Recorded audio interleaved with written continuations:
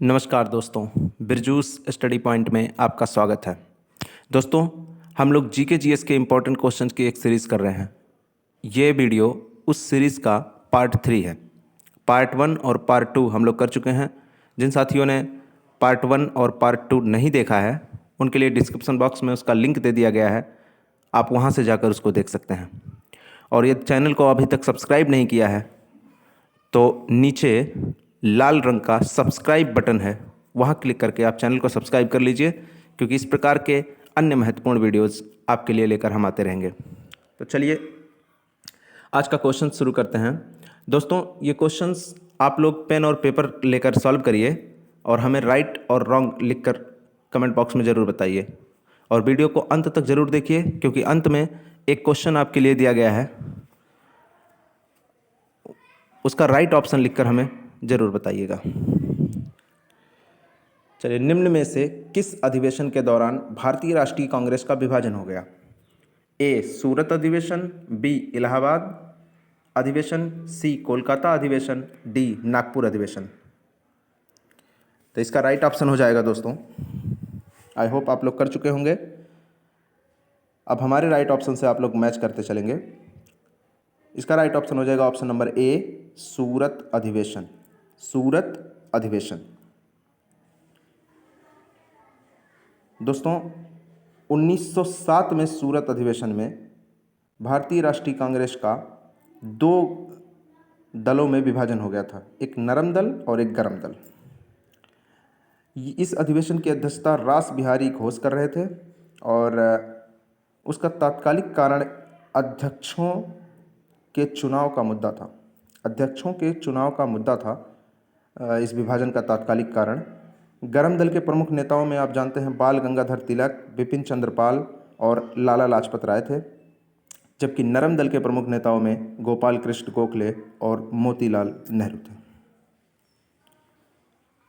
चलिए, important facts जो बताए जा रहे हैं ये बड़े इंपॉर्टेंट होते हैं, इनको आप ज़रूर नोट करते रहिएगा, क्योंकि एग्ज़ाम के लिए ये भी बहुत ही ज़्यादा महत्वपूर्ण है।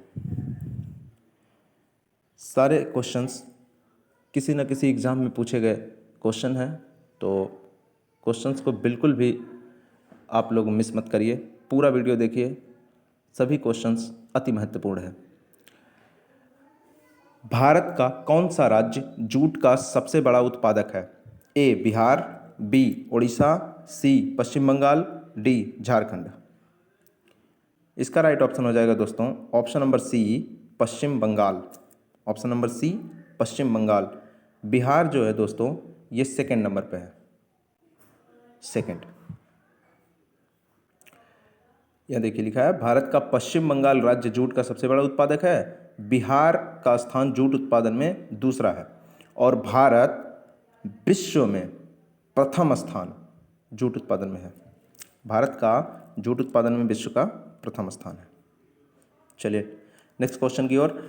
ट्रिप्सिन एंजाइम किस क्रिया में सहायक होता है? ए न्यूक्लिक अम्ल के पाचन में, बी वसा के पाचन में, सी कार्बोहाइड्रेट के पाचन में, डी प्रोटीन के पाचन में। तो इसका राइट ऑप्शन हो जाएगा दोस्तों ऑप्शन नंबर डी, प्रोटीन के पाचन में। ऑप्शन नंबर डी, प्रोटीन के पाचन में। ट्रिप्सिन अग्नाशयी रस में पाए जाने वाला एक एंजाइम है जो प्रोटीन के पाचन में सहायक होता है, और यह प्रोटीन और पेप्टोन को डाईपेप्टाइड्स तथा ट्राईपेप्टाइड्स में बदल देता है। इसके कारण प्रोटीन जो है मनुष्य के शरीर में आसानी से पच जाता है। चलिए नेक्स्ट क्वेश्चन की ओर। दोस्तों, वीडियो आने में थोड़ा देर लग जाता है, लेकिन क्वेश्चंस आपके लिए बड़े इंपॉर्टेंट हम लेकर आते हैं, इस वजह से क्वेश्चन सिलेक्शन में थोड़ा सा वक्त लग जाता है। निम्न में से कौन सा लोकतांत्रिक देश नहीं है? अमेरिका, चीन, भारत, श्रीलंका। तो आप जानते हैं इसमें लोकतांत्रिक देश, यहाँ भी लोकतांत्रिक देश का मतलब जहाँ वोटिंग की जाए, तो अमेरिका में भी होती है, भारत में भी होती है, श्रीलंका में होती है, लेकिन चीन जो है एक लोकतांत्रिक देश नहीं है। देखते हैं, चीनी जनवादी गणराज्य, जिसे प्रायः चीन के नाम से भी संबोधित किया जाता है, पूर्वी एशिया में स्थित एक देश है। यह विश्व का सर्वाधिक जनसंख्या वाला देश है। चीनी जनवादी गणराज्य की स्थापना 1 अक्टूबर 1949 को हुई थी। चीन विश्व की सबसे प्राचीन सभ्यताओं में से एक है जो अभी भी अस्तित्व में है। चलिए नेक्स्ट क्वेश्चन की ओर। संसद के वर्तमान सत्र के निष्कासन को क्या कहते हैं? ए संकल्प, बी कटौती, सी प्रस्ताव स्थगन, डी सत्रावसान। इसका राइट ऑप्शन हो जाएगा दोस्तों प्रस्ताव स्थगन। प्रस्ताव स्थगन। संसद के वर्तमान सत्र के निष्कासन को स्थगन कहते हैं। और ये संसद आप जानते हैं भारत का सर्वोच्च विधायी निकाय है। यहीं से भारत के लिए कानून बनाए जाते हैं। और ये संसद द्विसदनीय व्यवस्थाओं का है, जिसमें एक लोकसभा होता है और एक राज्यसभा होता है। द्विसदनीय व्यवस्था है। और टोटल जो संसद होता है वो संसद किससे मिलकर बनता है? तो राष्ट्रपति और लोकसभा और राज्यसभा दोनों तीनों को मिलाकर संसद का निर्माण होता है।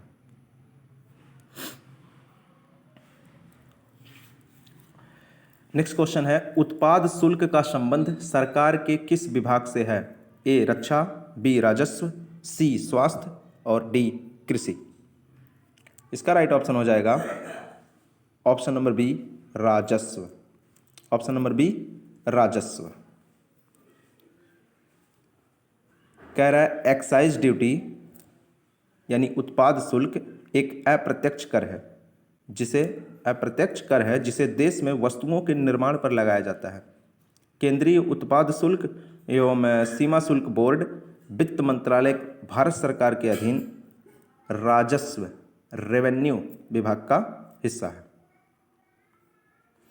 चलिए, सूचना का अधिकार अधिनियम किस वर्ष लागू हुआ? ए 2003, बी 2004, सी 2005, डी 2006।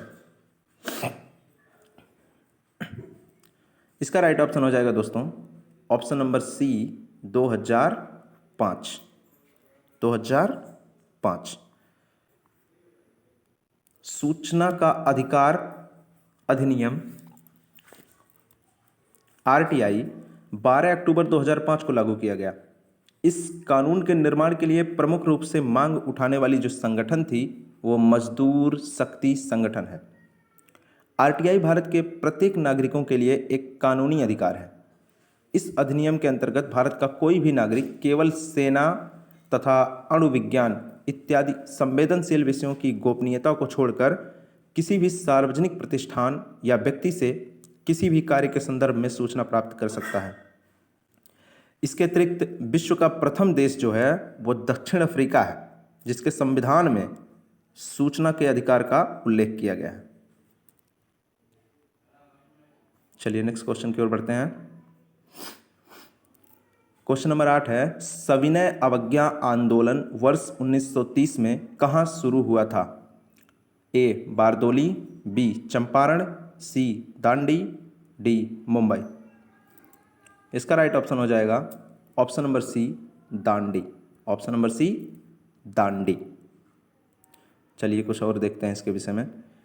सविनय अवज्ञा आंदोलन कह रहा है 12 मार्च 1930 को महात्मा गांधी द्वारा अहमदाबाद स्थित साबरमती आश्रम से शुरू किया गया। इस आंदोलन का प्रमुख उद्देश्य ब्रिटिश सरकार के नमक कानून में सुधार करना था।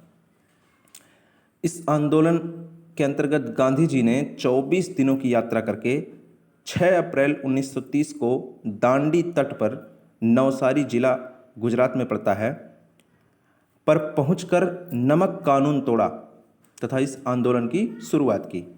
बाद में 4 मार्च 1931 को Gandhi Irwin pact, Gandhi Irwin समझौता हुआ, जिसके बाद इन्होंने सविनय अवज्ञा आंदोलन को स्थगित कर दिया।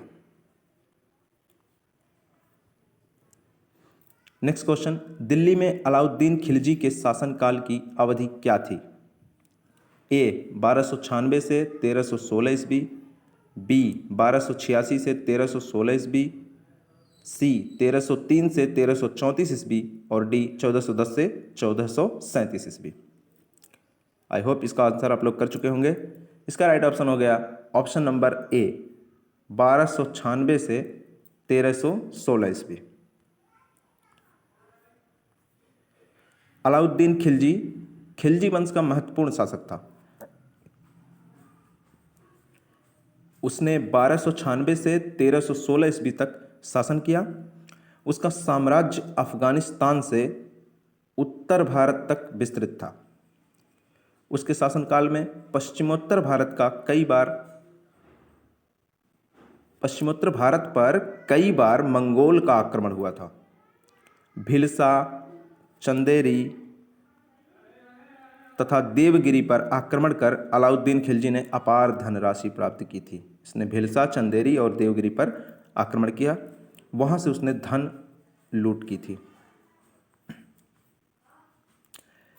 साइमन कमीशन को कब भारत भेजा गया था? आई थिंक ये आसान क्वेश्चन है इस सेट का। वर्ष 1937, वर्ष 1928, वर्ष 1917 या वर्ष 1930? इसका राइट ऑप्शन हो जाएगा ऑप्शन नंबर बी वर्ष 1928। साइमन कमीशन आप जानते हैं 3 फरवरी 1928 को इंडिया आया था। साइमन कमीशन को व्हाइट कमीशन के नाम से भी जाना जाता है, व्हाइट कमीशन। साइमन कमीशन का गठन जो हुआ था वो 1927 में हुआ था और 1919 के भारतीय परिषद अधिनियम की समीक्षा के लिए इसका गठन किया गया था और इसको 1928 में भारत भेजा गया था। इसमें जो है एक भी भारतीय व्यक्ति शामिल नहीं था, इसलिए इसको व्हाइट मैन कमीशन कहा गया, व्हाइट मैन कमीशन कहा गया। इस कमीशन का पूरे भारत में विरोध किया गया था और इसी विरोध में लाहौर में लाला लाजपत राय लाठीचार्ज में घायल हो गए थे और बाद में 30 अक्टूबर 1928 को उनकी मृत्यु हो गई थी।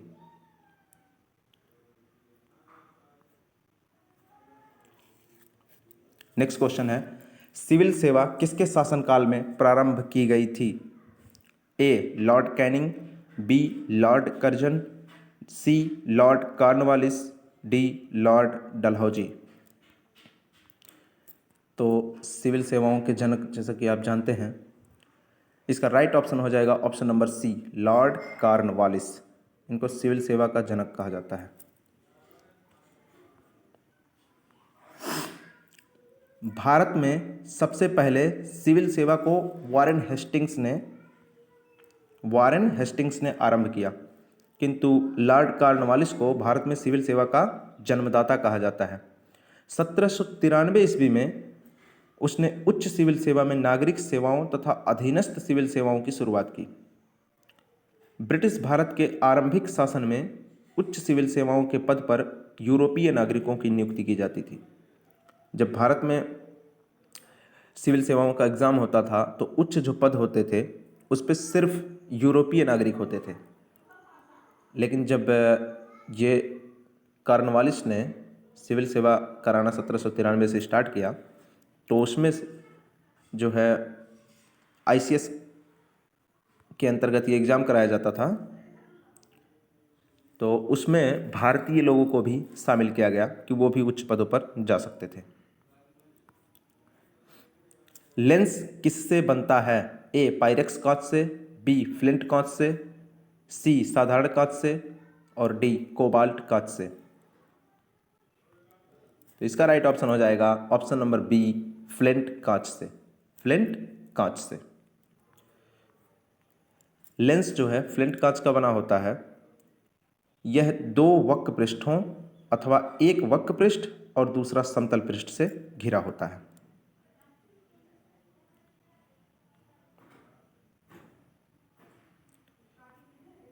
ये मिस्टेक हो गया लिखने में,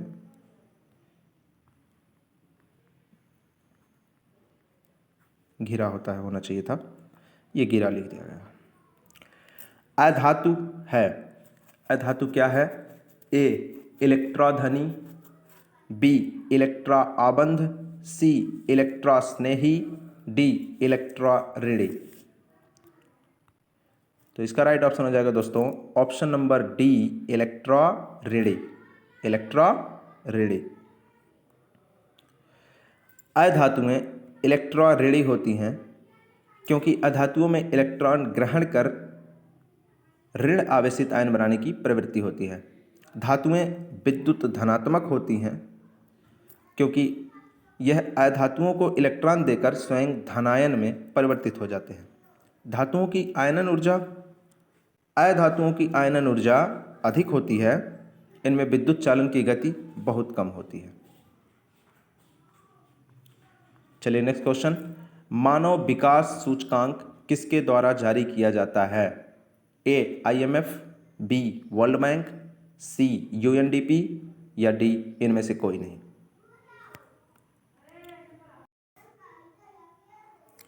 इसका राइट ऑप्शन हो जाएगा दोस्तों option number C UNDP। UNDP। चलिए मानव विकास सूचकांक HDI जिसको कहा जाता है ह्यूमन डेवलपमेंट इंडेक्स, संयुक्त राष्ट्र विकास कार्यक्रम UNDP जिसका फुल फॉर्म है यूनाइटेड नेशंस डेवलपमेंट प्रोग्राम, इसके द्वारा जारी किया जाता है। HDI विभिन्न देशों द्वारा स्वास्थ्य, शिक्षा तथा संस्थानों के क्षेत्र में की गई उन्नति के आधार पर उन्हें श्रेणी प्रदान की जाती है। यह श्रेणी 0 से 1 के बीच के मूल्य पर आधारित होती है। चलिए नेक्स्ट क्वेश्चन। भारत में सबसे ज़्यादा खेती किस फसल की होती है? ए रागी, बी गेहूं, सी मक्का, डी चावल। तो आई होप इसका भी राइट ऑप्शन आपने किया होगा। इसका राइट ऑप्शन हो जाएगा ऑप्शन नंबर डी चावल। ऑप्शन नंबर डी चावल। गेहूं जो है सेकंड नंबर पे है। चलिए भारत में सबसे अधिक खेती चावल की होती है। चावल की खेती में अग्रणी राज्य पश्चिम बंगाल है। पश्चिम बंगाल में चावल सबसे ज़्यादा होता है और ये कह रहा है गेहूं की खेती इसके बाद में आती है। चावल फर्स्ट पर है और गेहूं सेकंड पर है। चलिए आई होप ये क्वेश्चंस काफ़ी इम्पोर्टेंट है जो आपको काफ़ी अच्छे लग रहे होंगे। आप बड़ा अच्छे से इसको सॉल्व कर रहे होंगे। चलिए ये हमारा क्वेश्चन है आप लोगों के लिए। आप लोग इसका कमेंट बॉक्स में आंसर ज़रूर लिखिएगा। भारतीय संविधान के किस अनुच्छेद के तहत राष्ट्रीय ध्वज फहराने का अधिकार है? Article 19A, article 18A, article 20A या आर्टिकल 21A। इनमें से किस आर्टिकल में आप राष्ट्रीय ध्वज फहराने के अधिकार का पाया जाता है? किस आर्टिकल के अंतर्गत ये होता है? इसका राइट ऑप्शन आप लोग लिख के बताइएगा। नेक्स्ट वीडियो में हम आपको बताएंगे इसका राइट ऑप्शन, और यदि आप लोग चाहेंगे तो कमेंट बॉक्स में भी इसका राइट ऑप्शन हम लिख के दे देंगे। चलिए दोस्तों मिलेंगे नेक्स्ट क्लास में, तब तक के लिए जय हिंद।